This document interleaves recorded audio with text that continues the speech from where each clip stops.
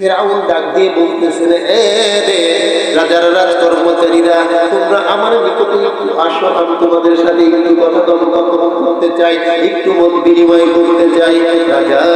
রাজা প্রজারা এমনকি আরো মন্ত্রীবর্গ সকলেই এসে হাজির হয়ে গেছে। রাজা মশাই, আপনি কি কথা বলতে চান? তাই এমন একটা কথা সবই তোমাদেরকে জানাইতে চাই, যেই কথা জানলে তোমরা না জানি আমাকে খারাপই করে ভাবতে পারো। হয় না, না, আপনি একমাত্র আমাদের জন্যই যথেষ্ট, আপনি তো আমাদের প্রতিপালক। যখন কথাটা শব্দটা উচ্চারণ করেছেন কোনো একজন, সঙ্গে সঙ্গে এক ব্যক্তি যখন এই কথা বলেছেন, সঙ্গে সঙ্গে নমরুদ ডাক দিয়ে বলেন, আমি তো ওই কথাটাই জানতে চেয়েছি, কথাটাই আমি বলতে চেয়েছি।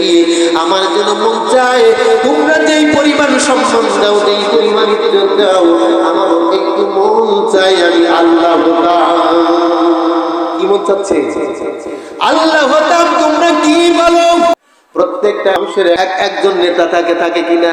আর নেতার পিছনে কিন্তু একটা না 2, 4, 5, 10টা দালাল থাকে কিনা বলেন?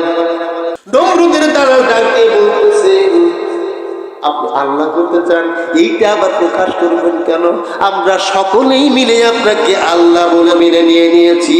আওয়াজ দিয়ে বলুন নাউযুবিল্লাহ।